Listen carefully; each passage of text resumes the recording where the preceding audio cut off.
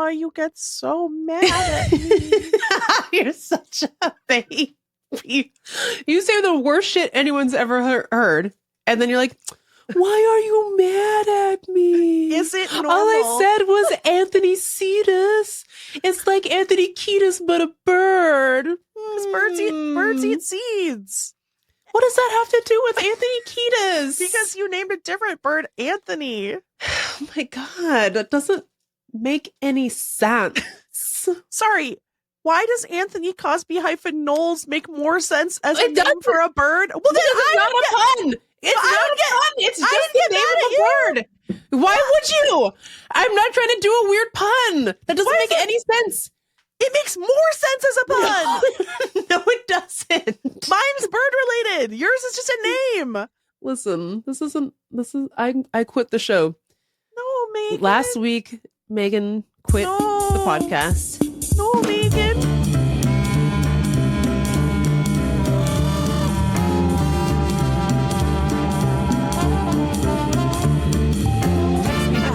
Text me back. Text me back. Text me back at once. Text me back. Text me back. Now we're back together again. La la la la la. Wow, that was really good harmony. Yeah.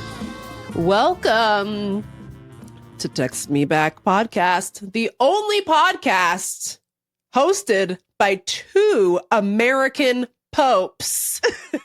I'm Her Holiness Megan the 14th. I'm Her Majesty Pope Innocent of all crimes. So it's illegal to be mad at me. Pope Innocenti baby. No, but really, we got a new pope, and it's Text Me Back. And, yeah, you know what they say, habemus papam. and Megan. Okay, drum roll, please. Did we get a Nazi pope this time? No, not this time. Woo! They managed to not pick a Nazi. They picked the regular kind of Catholic weirdo. Yeah. And not the extremist kind. Megan. So shout out to them. Is it bad that I kind of like the Catholics, aside from all of the crimes? No, it's not bad. Can I say something? Yeah. Religion, Pope selection, woo! Woo!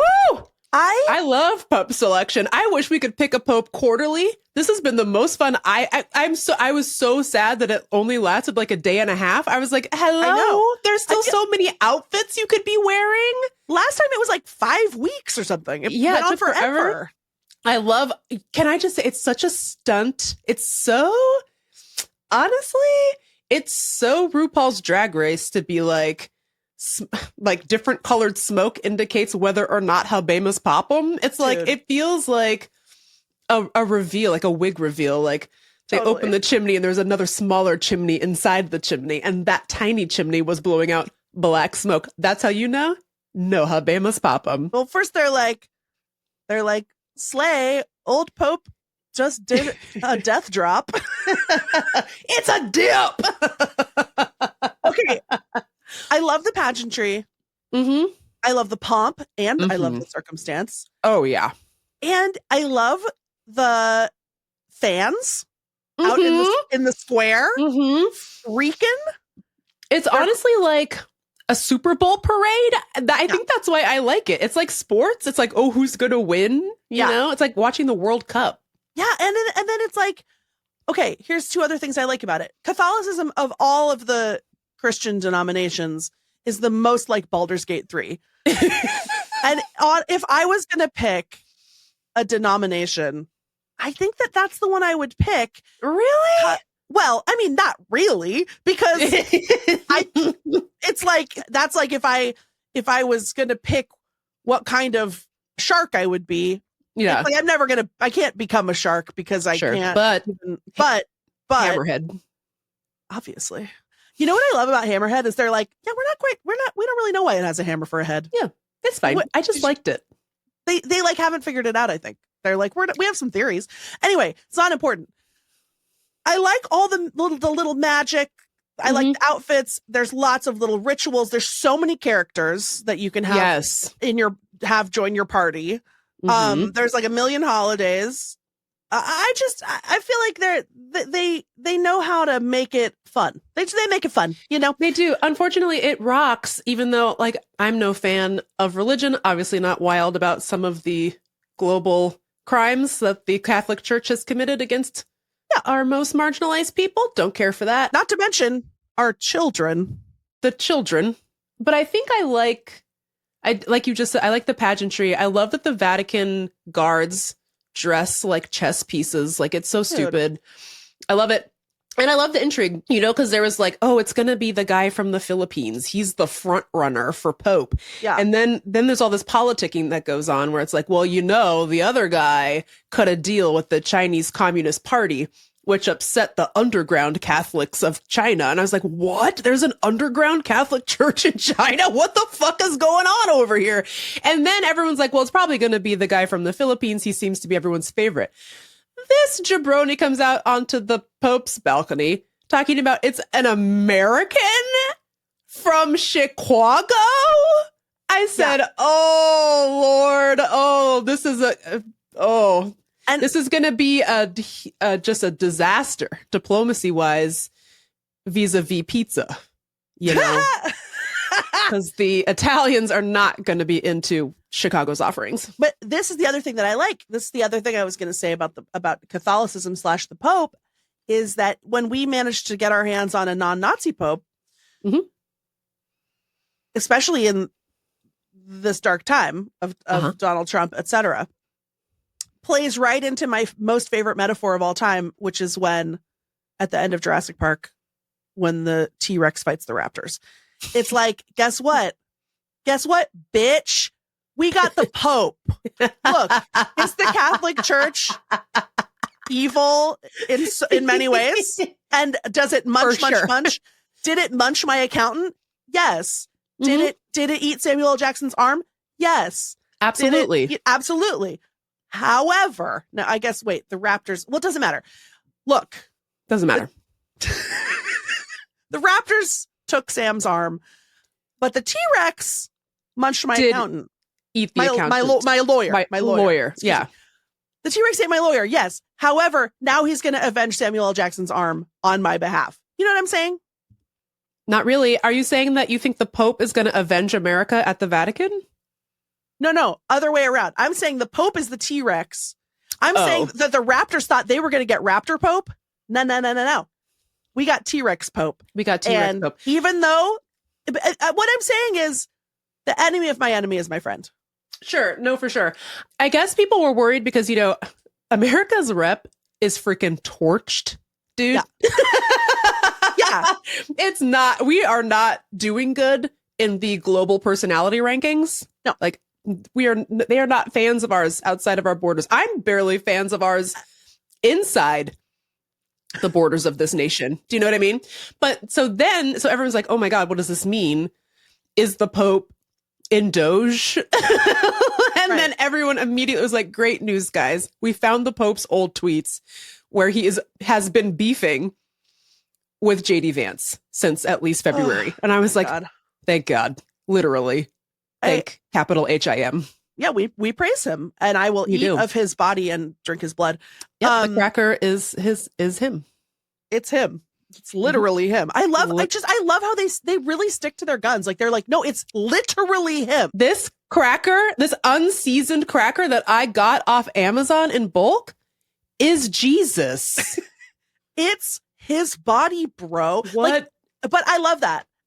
It's so mystical. It's so anyway. I know. It's very romantic, and it's cute to see people believing in magic these days. Honestly, I think the Catholic Church might be less problematic than J.K. Rowling at this point. No? Speaking of magic, I'm like, I don't know. Well, and they have about the same sphere of influence as J.K. and probably about the same budget. But here's what I'd like to say. I want to say that the Catholics are still bad, and they have done the most crimes.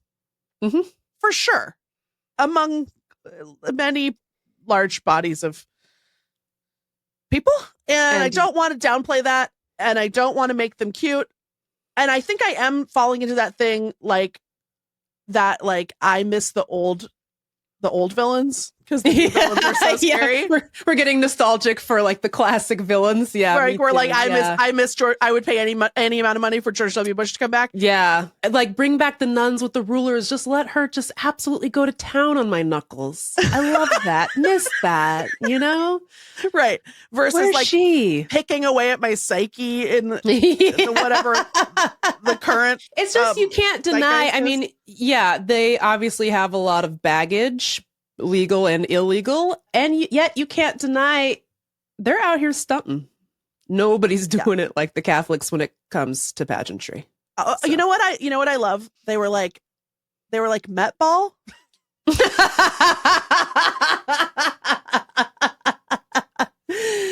Bring it.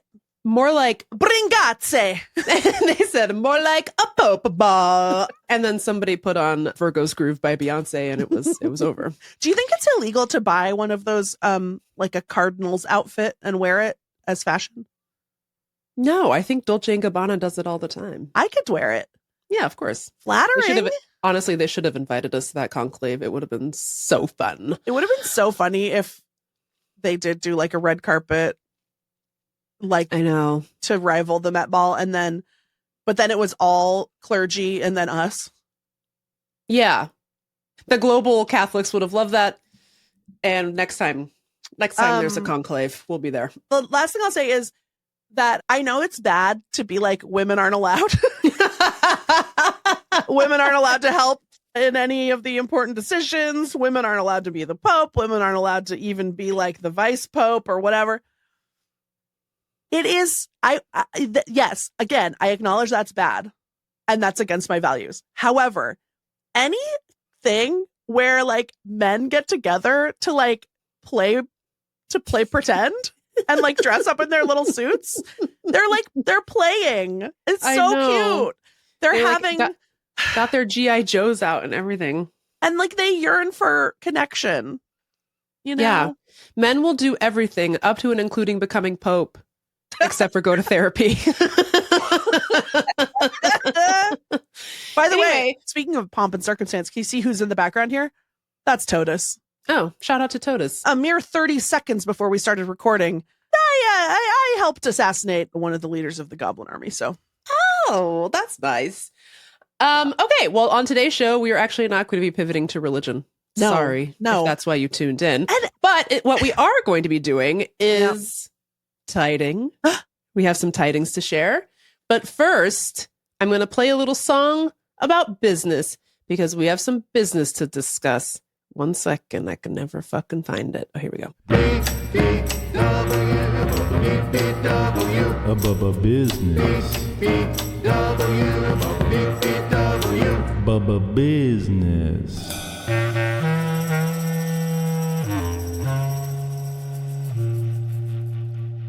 A single note of the BBW jingle would absolutely upend the Catholic Church. The conclave.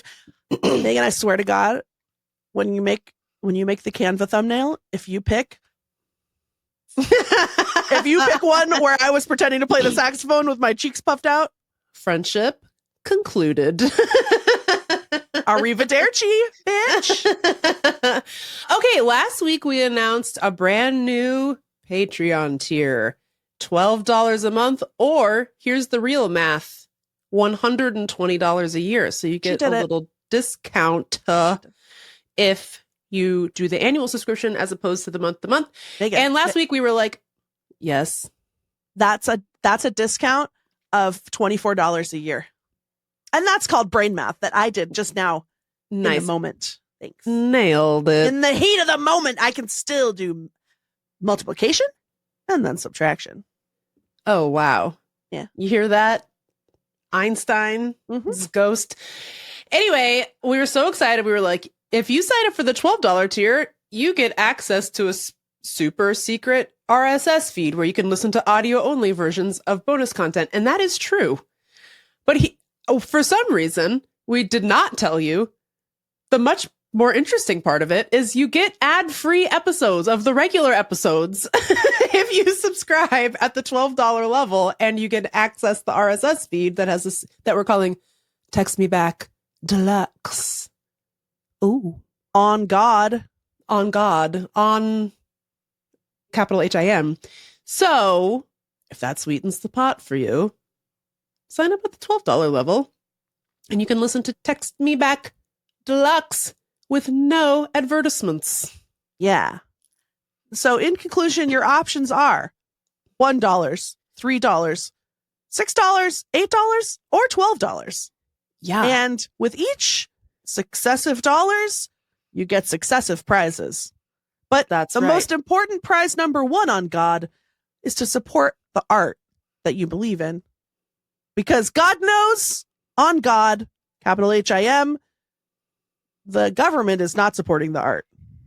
The government has strayed from the light of the Lord. Now is a wonderful time to become a thoughtful patron of anyone whose creative work you enjoy, because there is no institutional support for any kind of work like this. You could be a regular Medici up in this piece. We're reuniting best friends. We're popping off the jokes. We're helping you get through these dark times. And all we ask in return is anywhere from $1 to $12 a month. And if you'd go at the highest one, you get ad-free listening and audio-only versions of bonus content. What's not to like? It's a cool thing to do, and we really appreciate it, and we really love you. If you subscribe at the $12 level, you get to be Pope. I'm saying it right now. On God, parentheses, not legally binding. Hopefully none of our listeners are attorneys. No, it's okay, because I said not legally binding. Parentheses satire? Oh my God. You know who's a Catholic from Chicago? My grandfather. Oh my God, Yeah. your grandpa's the Pope. Well, he could have been, but he died Not in anymore. 1953. Well, way to go, Grandpa. Anyway, subscribe to our Patreon. Thanks so much.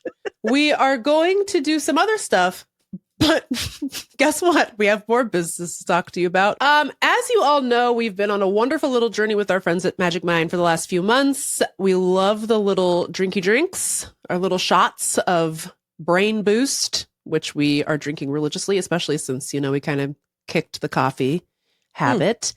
And we have just noticed just a delightful change in the operations of my neurons. So shout out to Magic Mind. The great thing about Magic Mind is they really stand by the stuff that they put in the beveraginos, which we love. That's their promise. It's their mission and their guarantee to their customers. Well, you know They how use the best stuff. They get it from the best suppliers, We've got the text me back guarantee. They've got the Magic Mind promise. Bang. They require rigorous testing of every ingredient for every product before they send it out. They will readily provide certificates of analysis for their ingredients to anyone who requests them. We should do that just for fun. You just need to send an email to hello@magicmind.co. They inspect every teeny tiny little bottle by hand, and they test every batch they produce in their lab. So you know that you're getting something good, and that's the Magic Mind promise. Who would tell a lie in a promise? You know what I mean? Oh, Yeah. I can think of nothing more terrible than a promise unfulfilled. Instant disqualification from ever becoming Pope if you do that. So You think you're going to see Pope Magic Mind in this lifetime?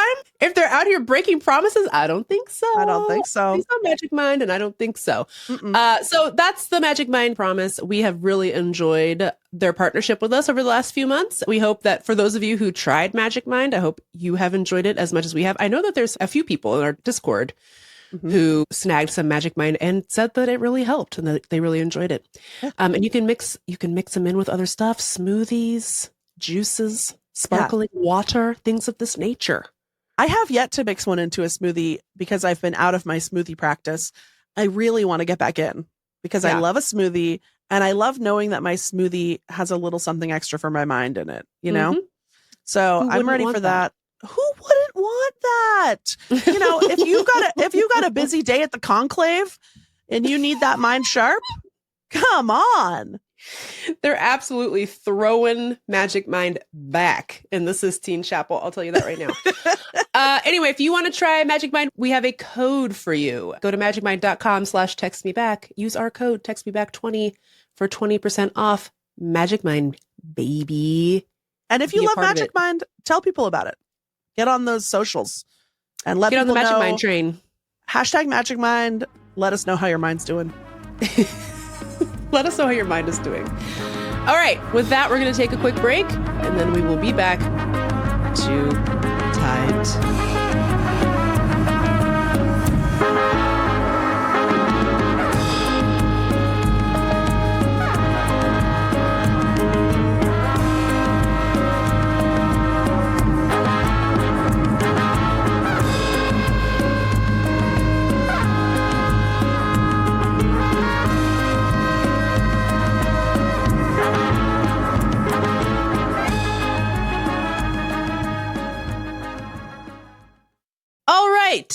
Lindy, Meagan, I wonder what all's been going on with you. I would love an update, but I wish that there was a song that explained how I feel about updating you and being updated by you. Oh, wait, there is.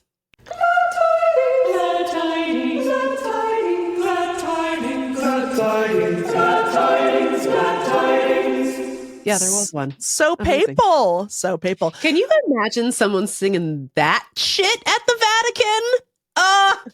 Meagan, do you know that when I went on choir tour in 7th grade, we did sing at the Vatican? What did you sing? I don't remember. Something in Latin. I don't know, but Lord. we sang at a mass in St. Peter's. But Was the it Pope, Si habemus papam? Si habemus papam. yeah. The Pope was not there. Because there's a little thing where like they have a little, you can look up at the Pope's window and he has like a little, he lets you know whether or not he's home. He was not home when we were didn't there. have his little flag up. No, but I don't think he was home when I was there. When I was in Rome, I went to whatever the fucking name of that St. Peter's Paul Basilica. Peter? St. Peter. That's where I went. You know him.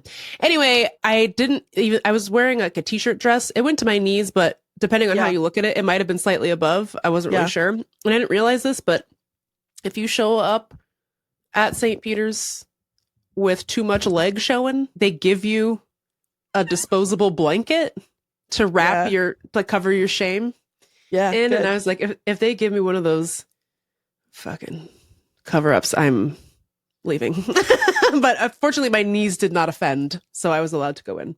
Do you think the Pope ever gets to go swimming? No. They probably have like a secret indoor pool in the basement of the Vatican or something, right? Probably. Yeah. Just for monks. Yeah, but they probably make them all swim in disposable blankets so that they don't offend anyone. Which is good. Anyway. I approve. Anyway, what's going on with you? Okay, so like so much because we had to skip last week because I was deathly ill, which by the way, still sick, still coughing, still blowing my nose. If you're not out there like wearing a mask and taking your vitamin C, you're making a mistake because you do not want this 7 to 10 day long cold. I've never experienced anything like it. I was just bedridden for 7 to 10 days, which is for a little cold, a measly little cold. Sure, we all want to spend 7 to 10 days in bed, but not dying. Right.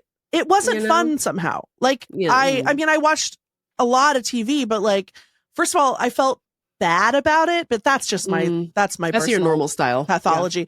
But anyway, that's not the important part. That's a boring story. I was sick for a week, whatever. Although I'm on the mend. Last night, it only took 1 dose of NyQuil to get me through the night. All the previous nights, I had to wake up in the middle of the night and take a second dose because I would be like,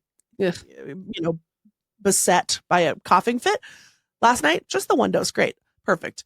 But that's not what I want to talk about. Before I got sick, I went to Santa Fe, New Mexico, and I spoke at a Planned Parenthood Gala, and it was a really wonderful experience. And I think we're going to maybe talk about it on a Text Me Back After Dark because I had some fun little adventures.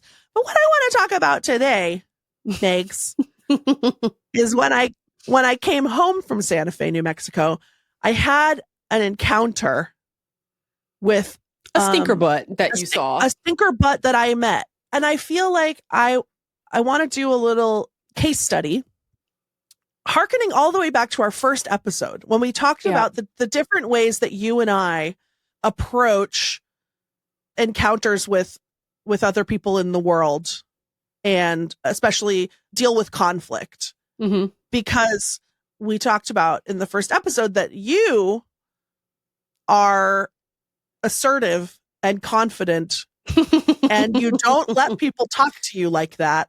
Whereas I become terrified, sad, and hurt and wounded like a little baby. Yeah. And I retreat inward and I cry. So I had this encounter with this mean man. A man was mean to me.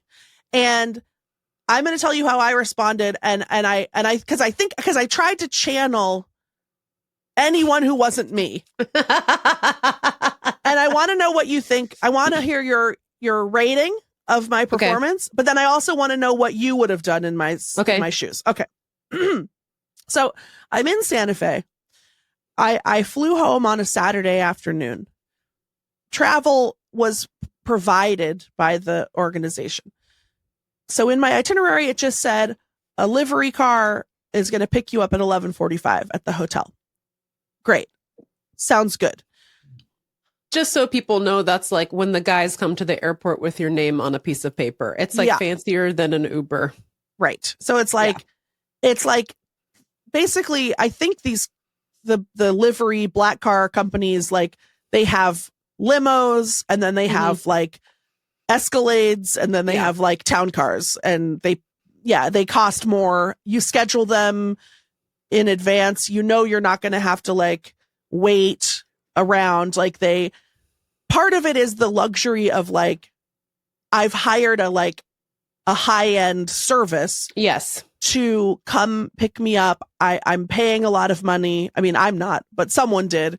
Yeah. And I've had this experience a lot because the industries that I work in, like, you know, when you're making TV, the cast of the TV show or like the producers, the rich people are not going to get an Uber from the airport. So I have, or even like if I go to New York to like make an appearance on a show or be interviewed or, you know, whatever, they'll usually send a fancy car. I would never book one for myself, but I have ridden in many. Yes. Okay. So, and in my experience, the man who comes to pick you up in the livery car is so nice. Yes. Because that's part of what you're paying for. Right. And also, the man is never mad at you. And there is no rush because the man has been paid handsomely to block out a large window of time to pick you up. Theoretically, the livery car company is using some of that money to do logistics and scheduling. Yes. Right. Yes. So Santa Fe is very small. The airport is has one gate. They're like, the car's picking you up at 11:45. I'm running a tiny bit late. I'm sort of stressed. I'm packing. I get down there at 11:55. I'm 10 minutes late. And I had texted the man and I said, I'm running about 10 minutes late. He did not respond, but he had texted me at like 11:30 and he was like, I'm here, which is normal because they often will get there early just so you know you're not stressed. And then they wait. Their job is to wait. Mm-hmm. Their job is to wait. So I was like, yeah, well, I'm not going to, I'm going to be about 10 minutes late. I get down and then I go to check out. And for some reason, it takes the gal forever. I can't remember. There was some problem. I don't know. So then it's noon. So it's 15 minutes late. And there's a white man standing in the lobby looking upset. And sort of looking around expectantly like a hawk, like an injured bird of prey. And I thought that guy looks like he could be my driver. So I made eye contact with him several times, like trying to communicate, like, am I the one you're looking for? Are you the guy? Yeah. And you don't want to misjudge someone, I guess. You don't want to be like, just go to some random person and be like, are you my driver? Exactly. So this is where like the famous trope of holding up the sign with someone's name really come in handy. Yes, thank you, Megs. So then, I and every time I would make eye contact with him, he would like sort of glare at me and then look away. And obviously I have no confirmation of this, but in my opinion, that's called, there's no way that ugly fat bitch is my client, my rich client. Yeah. There's no way that disheveled ancient toad is my rich client. Paid for a fancy car. Right. Yeah. It's not happening. Yeah. Because of course I have like 9 bags, like tote bags and like I'm like flailing all over the place. You got them hokas on. Yeah, exactly. So I'm like, okay, I guess that's not my driver, even though I was sure that it was. But again, you don't want to be like, are you my driver? And then he's like, no, I'm the new Pope. How dare you? So I go outside. Oh, and meanwhile, like I look at my phone and he's called me like 9 times in a row. And I was like, okay. So I text him like, I'm outside. Where are you? Yeah. No response. This man, then that same man from the lobby comes storming out. He says, are you Lindy? And I said, yeah. And then he just opens the car door and says nothing. Or was like, you can get in or something. And I said, can I put my bags in the trunk? And then he roughly grabbed my bags without saying anything, threw them in the trunk. As this is happening, I said, I'm so sorry I was late. It was kind of a stressful morning. And then he said, yeah, I've had a stressful morning too because of you. He was like, my next client doesn't care if you're sorry. I'm the one that's going to have to face the consequences of you being late. Okay. And I was like, I actually don't think that is your fault, Lindy, because you don't run logistics for the livery car company. Thank you, Meagan. So interesting. Just a thought I had. Well, and so I said, oh, I'm sorry. I guess I thought that you built in a bigger window than that. I didn't think that the buffer would be so slim. 90 seconds. Like what the fuck? So then he was like, well, I have other clients and now I'm going to be late and they're not going to know that you were late and that it was your fault. They're just going to think it was my fault and I'm the one that's going to get in trouble. Just like, okay. And he's just like monologuing, not making eye contact with me, just like with like a scary level of hostility. So I got in the car, we drove a couple blocks. He's still going. And I was like, well, I was like, I'm sorry. It sounds like your company didn't do a very good job scheduling the rides this morning. Right. And he goes, he was like, I was here at 11:30. And I was like, yeah, well, my itinerary said 11:45. And he said, well, I was here at 11:30. And I was like, well, I don't care. You what the fuck does that have to do with me? They told me 11:45. And he was like, I have another pickup at 12:15 and now I'm not going to make it there and I'm the one that's going to get in trouble. So I appreciate that you're sorry, but it doesn't matter. Anyway, so he just kept saying, he kept like harping on the same shit over and over and over to the point where I was so close because we were still in downtown Santa Fe, which is like, I could have just gotten an Uber. I almost was like, let me out of the car. And I wish I had jumped the gun. But that's what I would have done. Actually, I think if he had been that spicy to me before I even got in the car, I would have said, forget it. Right. Go on. Have a good one. I'm not going to sit in a fucking car with some man trying to make me feel small because he's a dumbass. Like that doesn't have any, or because the company he works for is shitty. Like that doesn't have anything to do with me. Sorry. Not to be a big city elite, but it's like, is it like you're a fake company and you don't actually have like a fleet of vehicles and drivers? Yeah. It's just you? Is that what's going on? Like, are you overbooked? Right. Like, because I genuinely, your company's job is transport. There's no way that I'm the first person who's ever been 10 minutes late to my pickup time. And also, you did not ameliorate the issue at all. Like he just stood there and like I'm very good at meaningful eye contact. And I gave him the opening several times using my peepers. Yeah. So there is one time when I will, for me, get fed up and fly off the handle and blow my stack, which is when people falsely accused me of doing something bad. Yeah. And so I started to get steamed up, and I was like, oh, it's so mild though, I can't really do it. So, but I tried so hard. So I was like, do you want me to call your next client and tell them it was my fault? That's crazy. Well, I meant it sort of passive aggressively to be crazy. Because it's like, what do you want? What the fuck do you want from me, sir? Somehow this is all your fault, and yet there is nothing you can do to fix this problem because, as it turns out, you didn't do anything wrong. Like, the most I can do is genuinely say, I'm sorry that I was late. Yeah. But I don't work for your company, and I don't control how close together your rides are. Yeah. And anyway, so he was like, I wish I could do a better impression. Like, it was like icy cold and like, yeah. Well, I appreciate the offer, but unfortunately it wouldn't do any good because I'm the one who's accountable for your failure to be on time. Oh my God. It was fucking crazy.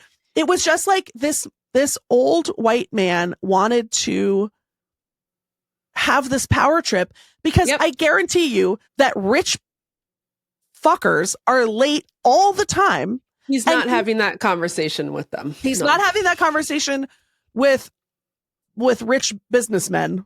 You know what I mean? Yeah. Like, I was like a soft target, and it was so distressing. And so anyway, he just kept going and going and going. And so then here's where I made my big BBW move.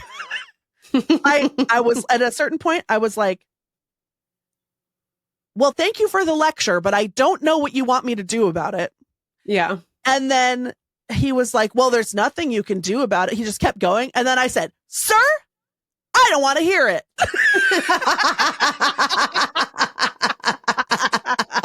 And then he didn't say anything for the whole rest of the ride. Good. Yeah. Good. But I just had to sit there. I had to sit there in the car with him, which was disgusting. And then I tried to do one more big move, which is we got to the airport, and I was like, just pull over. You don't need to get out. I can get my own bags. And I was like, stay in the car. But he just didn't. He just pulled. So then he tried to do like, oh, I'm actually really professional. At the end, he would pulled over. He got out, and I was like, and he went around to the back, despite me saying, "Don't fucking get my bags for me." He got my bags out, and I was like, "Just put them on the ground. I don't need you to hand them to me." And he didn't listen to that either. He forced me to take them from his hands, and I was like, I'm losing this power struggle. No. Well, I think he mistook you for a white woman that would call and speak to his manager, which you're not. So that was his mistake. I kind of want to now. You should. I guess the way that I think that the way you handled it once you were in the car is probably right, and probably about what I would do. I probably would have been more forcefully like, I've heard what you had to say and I'm done talking about it. I don't really care. That's probably what I would have said. But if I'm being honest, the second I felt that energy, I'm not getting in that car, because the feeling, it's crazy because you and I are in our 40s. Yeah. You are 43 and I am 42. Yeah. I'm just a baby. Okay. Thanks for reminding me. But there just is nothing. It is so crazy how some men can make you feel like an idiot child.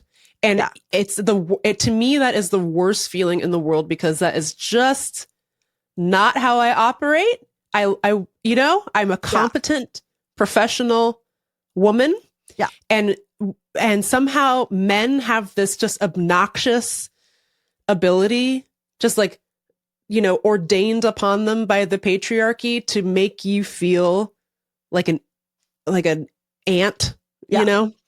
And so there's just no way I was getting in that car. If I had been there, I would have said, you go on ahead. I'm going to get an Uber. I assume he would have kicked up a fuss or something, but there's just no way I would be getting in a car with a person like that. Had I gotten in the car and there was a kerfuffle, if he kept going, I would have just told him to shut up. Yeah. I would have put my headphones on or something. I don't know. Here's a key difference between you and me. You don't let people disrespect you. I do let people disrespect me. It's part of who I am. There is a potential third thing where I would have gotten in the car with him for the story, like for Right. the podcast. Although I have been talking to my therapist how I should stop doing that because it hurts me. I will do something horrible that I know that I'm going to hate. So I can be like, Yeah. oh man, I can't wait to tell my friends all about this fucking shitty, heinous thing that I agreed to do for some reason. And then it's like, what? Why did I waste a whole 8 hours of my life doing some shit I did not want to do, feeling like garbage the entire time just so I can have a funny story at a cocktail party? That's actually mental illness. I like that about you. I appreciate it. But I did get in one last good zinger at the end, which is that as he went back to drive away, he said, "I hope you have a nice day." And I said, "Yeah." I didn't say you too. I didn't say you too. Got him. In my head, I was like, in the car, I was like, if he tells me I should have a nice day, I should say, "I hope your next client is kinder to you than you were to me." Ooh. But I did not say that, thank God. I just said, "Yeah," and then I walked away. What an ass. Do you think? What do you think I should I contact the company and be like, this guy? It was so unprofessional. It was crazy. Yeah, I really go back and forth because at the end of the day, it's like, was it so terrible that I want to get this man get this man a demerit on his personnel file? I don't know, but it's just like that. I just feel like men don't really understand that feeling. How shitty it makes you feel. Like it makes you feel like you're in school, like that, and that so many men feel just so comfortable just exacting that upon you. Like it's such a shitty feeling. And if this man is driving people around professionally, like there's no way you're the first person he's treated like this. Right. But so I don't know, but I always go back and forth. I usually don't contact people's managers because I say what I need to say. Yeah. in the moment. But like, I don't know, this might be a situation where you might want to at least be like, this was really crazy and I don't know how you're booking these rides, but this man was pissed off and he was letting me have it for some reason. Just thought I'd let you know. Right. Well, so here's my thinking. It's like, this is a working class man. You know what I mean? Like living in an expensive city. Yeah. I don't want to mess. And he's probably above retirement age. Like he had white hair. Like he was an old, you know what? He was an old man. And is it compatible with my values to like fuck with that man's income because he disrespected me? I'm not sure. But counterpoint, it's as a woman, it is actually scary to be in a vehicle with a strange man who has anger problems. Yes. And some small part of me, 2% maybe, was aware that if he was really having that kind of a day, he could drive that Escalade right off the side of the freeway and kill me. Right into the deserts of Santa Fe, baby. Right? Yeah. Like, I don't know. Well, give us a call. Write in. Would you turn in this man to his manager at the Santa Fe Livery Car Company? deartextmeback at gmail.com, 703-829-0003. Let us know. I'm sorry that happened at the very end of what was otherwise a very lovely trip. Was a very lovely trip. And it's fun to have a little adventure once in a while. It's not that often that someone is like that rude to my face. So I got to work out my little defiance muscle, which usually is very floppy and weak. So anyway, attribute, I think, is the word. Yeah, that's the one. It got to do a couple, just one or two little kettlebell swings. One single curl. Yeah. So what's your tiding, Megs? What's up with you? Well, bad news. Speaking of Italy. Uh-oh. No habemus Vespa. No. Lacrimosa. I know. It was, I would like to tell everyone some very sad news about my Vespa. We were just talking about her too, because speaking of old men, they love to tell me about all their motorcycle accidents. Right. My Vespa has been the victim of many sort of like teenage petty vandalism crimes. Like for like a month stretch, somebody, and it was clearly a person, not the wind. Somebody was just coming by and kicking it over, just like kicking it onto the ground. So it was all fucked up on the sides and like dented and scratched from where this person had been kicking it over on in either direction. Now, look, I know what you're thinking. Oh, but Meagan, you were a little petty vandal in your day too. Check this out, dude. You can wash tartar sauce off a Mercedes-Benz. Okay. Now, if I want to get that dent out of my Vespa, I got to get a suction cup from the AutoZone. Totally different set of situations. You know, you can eat tartar sauce off of a Mercedes-Benz. And I have. Anyway, so I was already like in my feelings about how people treat my poor little Scooty.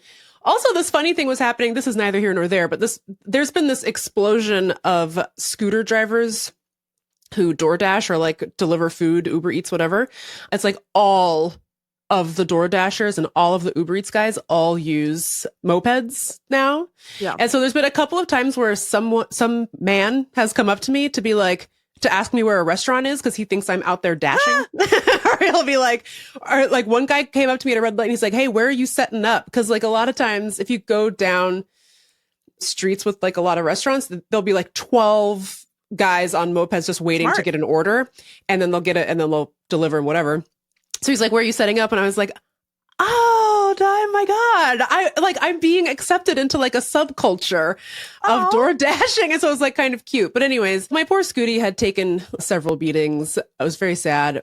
And one morning, you know, my husband takes the dogs out at like 5 a.m. They're being very rambunctious and it was very early. So he just took them out for a quick walk in the morning. And he goes out there and there's like a group of like 5 teens all wearing ski masks congregated around my scooter. Had it snowed? Were they going skiing? No, it is the summertime here in the district. Or it's a late spring, I guess we should say. So Adam comes out. The guys see Adam and the dogs, and they take off and like run away and cut through the alley to get away. And Adam was like, "Well, that's sketchy. I bet they were about to do something sketchy, but whatever." It's like, we're not going to call the cops on teens being weirdos at night. Like, I don't care. Sure. You know? So he takes the dogs out, comes back inside. And I had, at this point, had been woken up because Kevin was like was being spicy, but he's always kind of spicy. So I kind of let it go. Turns out those guys came back at 5 a.m. So it was like, this is now like dawn almost. So it's not like really dark. It's not like under the cover of night. They had come back. I think Kevin saw them and was very upset, like couldn't be settled. And they stole my scooter. Well, they tried. They tried to steal it. They tried to hotwire it. And the way to get to the wires in their mind was to just rip the front end of the bike open. Wait, we will post pictures of this on the Instagram, but they flayed my poor girl alive. Just eviscerated poor Scooty. Oh, Dolorosa Lacrimosa. I know, so sad. And so they cut the wires and they were able to get it started, but unless you have the key, the steering column, you can't unlock the steering column. So they couldn't steer it. So they got it across the street and then just parked it. And to their credit, they put it back up on its kickstand and then left. And I was like, oh, if that were me, I would have just chucked it down. Thanks. So anyway, Adam found it across the street. Aww. One of the blinkers was on because they were able to get, I know, just one blinker. No. And the whole front top of it was just like shredded open. I was like, what do you think they used to cut it open? He was like, their bare hands. And I was like, what? It was so crazy. No. And so, I couldn't get the key to even work in it anymore. They had damaged the lock so badly that I couldn't get it. I couldn't steer it either.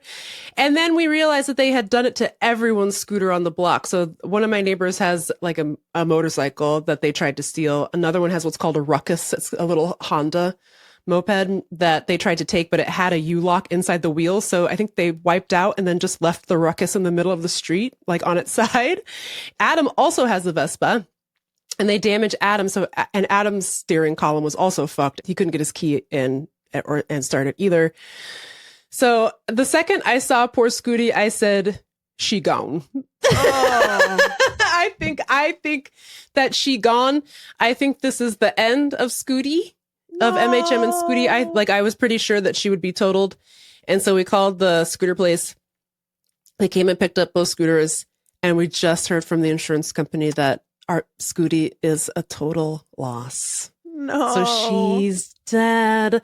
And I'm really sad about it. She was such a good friend to me for these many years. I bought her like, I want to say like October of 2020 or something. And like, you know, because that year was so shitty and I couldn't, there was no real way to get around. It's like you could take public transit and stuff, but it was a lot less reliable in the middle of the pandemic and all that. She was your loyal steed when you battled the January 6th rioters. I know. It's really sad. She was your Shadowfax. She showed those Nazis the meaning of haste. Okay. She scooted you to safety. She surely did. And so no habemus Vespa, no mas andiamo. She is mort. Do you think that the ski mask kids were doing this activity for fun or profit? I think fun. I don't know, because they damaged it so badly. I was like, who even would you sell this to? And also, like, Vespas are not, of all the mopeds that you see around DC these days, you almost never see Vespas, actually. Like, usually you see Honda Metropolitans. People love the ruckuses here. Mm-hmm. There's a lot of those, like, electric scooters, those NIUs, and just, like, sort of cheapy 50cc's that you can get, like, wherever. They're not that expensive. Those are like the most common types of scooters. Very rarely do you see a Vespa. So I find it hard to believe that someone would be like, oh, I'll steal this Vespa and sell it for parts or something. Right. And then they damage it so badly. I was like, what was the plan here? Were you going to just ride this around like this and just hope no one noticed that you're riding with no key in the ignition and two wires rubbed together? Like, yeah, the cops here are stupid as hell, but I think even they might have had some follow-up questions about the state of the bike. Okay, so what's next for you? Are you gonna get a new Scooty, or are you? I don't think so. I feel like if I had a dedicated parking spot, I probably would get another Scooty. Adam's Scooty is fixable, so we will have a Scooty. Okay. Of course, we have Carmela as well. Yeah. So we'll at least have those two. And then Adam, of course, has this ridiculous Jeep Cherokee from 1999 that is like not technically drivable, but he hasn't gotten rid of it. And now he's like, well, maybe I'll fix it and I'll keep the Jeep and you can have Carmela. And I was like, okay. That's what he wanted all along. I was like, why did you, like, you're crazy. He loves that Jeep is horrible. I hate it. I don't want to go in it. But if you like it, have a good one. That Jeep is fatphobic, famously. That Jeep is famously fatphobic. I could barely buckle the seatbelt the one time I rode in that Jeep. Yeah, and also it's so high off the ground, so it's just like person phobic in that sense. But only one side has the grab bar to get in, and I don't think it was the passenger side. So the passenger just has to be like, throw yourself in and hope for the best. It was American Ninja Warrior for me trying to get into the Jeep. That's so terrible. So it's a sad day at Text Me Back podcast. The Vespa, she dead. And I might get one someday if I ever have a garage and I can keep her safe. But, you know, I don't want to invite any problems to any future Vespa that I might get. So join us in pouring one out for my Scooty. Up next, we're going to end the show.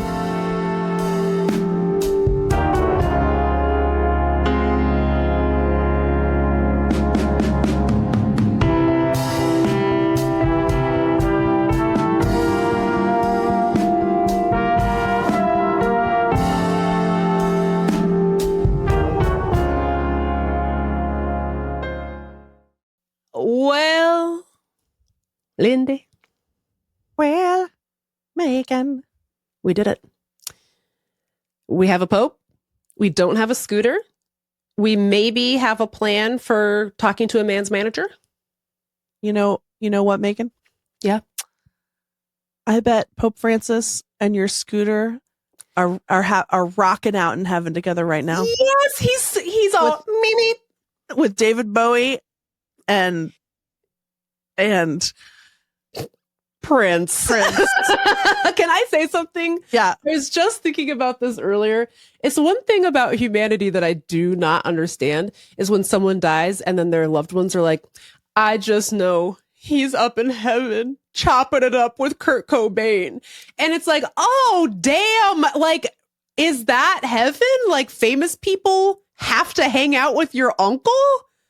That doesn't make any sense. Like, sounds like Kurt went to hell. It's a sort of like, what is this idea that just because they're both dead, they get, your uncle gets to hang out with somebody famous? It's crazy. What do you mean? It's You actually know? crazy. But I guess the idea is maybe that in heaven all things are possible, and maybe he gets to hang out with like a sort of sentient puppet of I don't know. I don't. Perhaps It's like a Chuck E. Cheese kind of a situation. Perhaps capital HIM makes like celestial copies Okay, of famous but people. that's creepy then, because Isn't that like, worse? It's worse. Like if God made a sex doll of you and made him go get beers with your uncle at Heaven's Saloon. I don't think that's right. It's like, I know BB King is up there playing to a crowd of thousands in heaven. You're making him work for eternity. I know that man is tired. I mean, Megan, this is look, not to invoke the name of the worst person alive, but it's like if heaven has a whole infrastructure, someone's driving the bus in heaven. Someone has to be the witch that runs the snack cart on the Hogwarts Express. Why is that her job? Why is that her job? Like, who has to like clean up the litter in heaven? Exactly. Like, it's not fair. It's not fair. It's fucking heaven, dude. It's not fair. And BB King, maybe BB King doesn't want to shred today. You know? You're telling me that BB King still has the blues in heaven? Are you kidding me? It doesn't anyway, work. just like it drives me insane. Every time someone dies, every time a historian dies, it's like, I just know he's asking Thomas Jefferson all of his questions. And it's like, yeah, I do think Thomas Jefferson should be tortured in the afterlife, but come on, what do you mean? He just like goes up to Thomas Jefferson's heaven house and is like, excuse me, I've always wondered. Also, surely there's way more people who have died than people who are alive, right? Like, I don't know what the... But there would be so many people in heaven. And they're all demanding to hang out with Prince. Is there a queue? Like, is it like Disneyland? Can you get a single rider flash pass? An express pass. So like, is there like a class hierarchy in heaven where you could spend extra heaven money? If you did better at life, you get a faster scan on the park pass to get to your favorite dead celebrity. Or are there an unlimited number of Thomas Jeffersons? Or is God making celestial clones of your loved ones? Chicago Pope, help.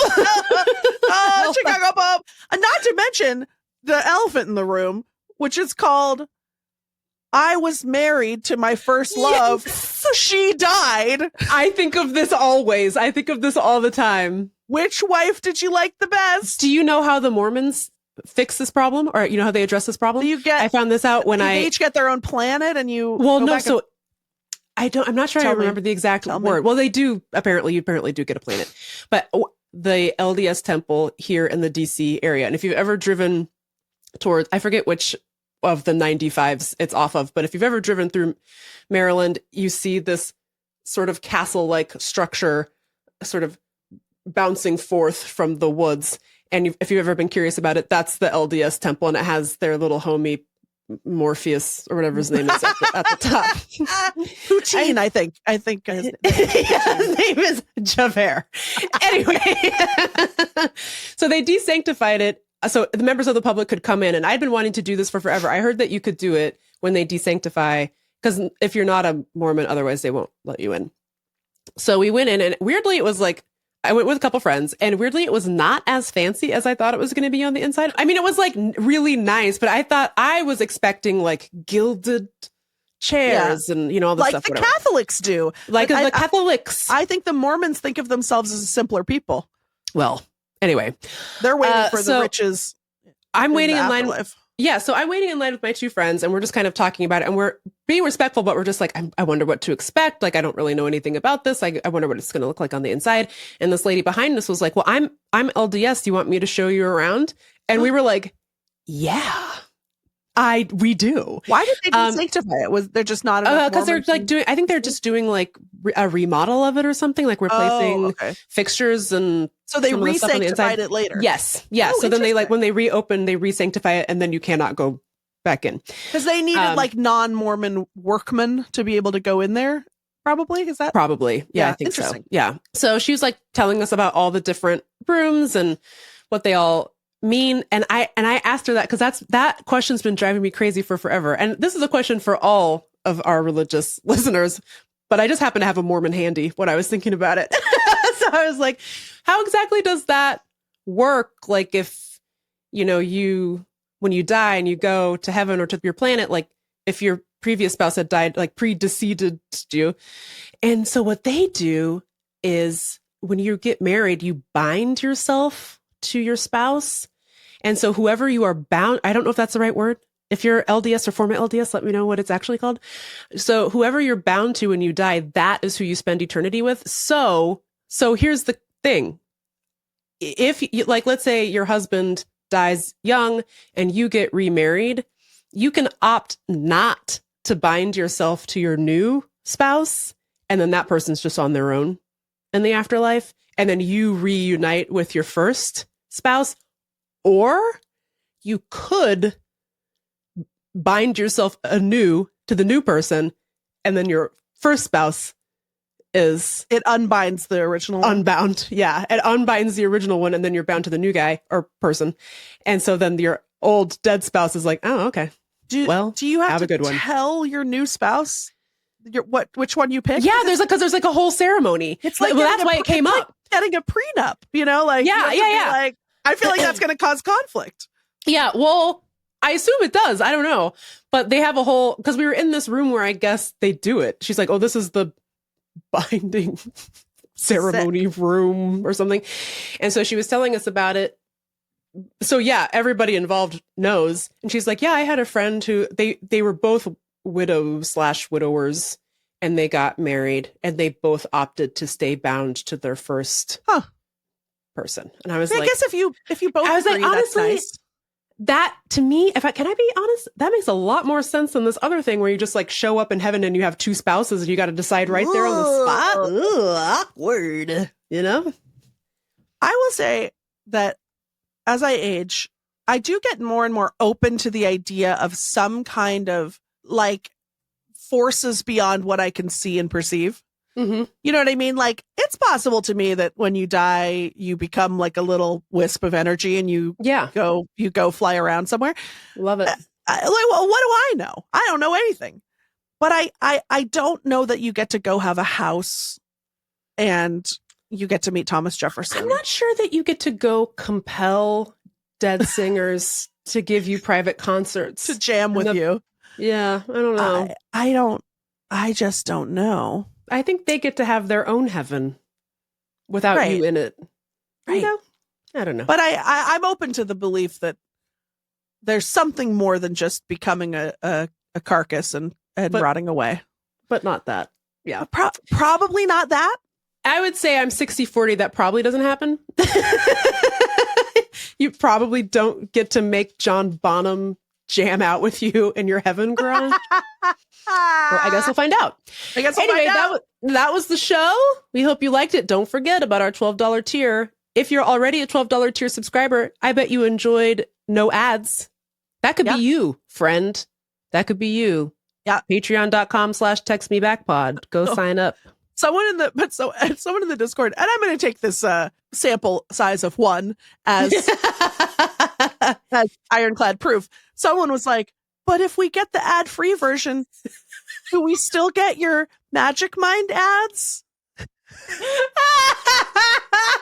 I was like, yeah. And I was like, wait, I don't know if they're saying they hope that they do or they hope that they don't. And then Meagan said, yeah. And then they were like, thank God. That's the answer I was hoping for. I was like, that's the text me back guarantee. We'll give you as many ads as you want. I'll go door to door delivering host read ads. I don't care. Anyway, patreon.com/textmebackpod. Please subscribe at whatever level feels good for you. We just really cannot make the show without your help. So please help us. Please. Please. By the way, if you think that I should report the driver to the manager, let us know. If you think that Adam should give Carmela to Meagan, let us know. If you want two wolves advice, the wolf that does let people disrespect her and the wolf that doesn't let people disrespect her on a conflict that you've had. If you want to know the answer to WWMD, what would Megs do? Send us maybe a voicemail or WWLD. Well, here's what I'm saying. If you've had a similar conflict and you would like me and Meagan to tell you how we would have handled it, I think that's a fun segment that we could do. Yes. Call the Best Friend Party Phone at pod tax. Oof. The O's are zeros. We still don't have a name for the $12 tier. We're still we're still taking solicitations for what it should be called. Let us know. And then we'll do a poll. We'll do a poll on the Patreon for what you want it to be called, and that's what we'll name it. So let us know. No habemus podcast. Bye. Thank you so much for listening to Text Me Back. If you like the show, please tell your best friend about us. Be sure to rate and review us. It helps people find the show. And most importantly, please support our Patreon so we can keep making this. It's patreon.com/textmebackpod. Text Me Back is a production of Meagan and Lindy, proud members of the BFF Network. Our senior producer is Megan Hatcher-Mays. Our other senior producer is me. Our show is supported by Co-Pilot Collective and produced by Allie Slice. Our digital strategist is Chance Nichols. Diana Bowen is our video and creative wizard. Our production team includes Lindy West, Megan Hatcher-Mays, our loves, our anxieties, and our fears. Our music is by Chief Ahamefule J. Oluo. Special thanks to our perfect angels, Jeannie Yandel, Brandy Fullwood, and Isolde Raftery. I'm Lindy West. And I'm Megan Hatcher-Mays. See you next week. Mwah!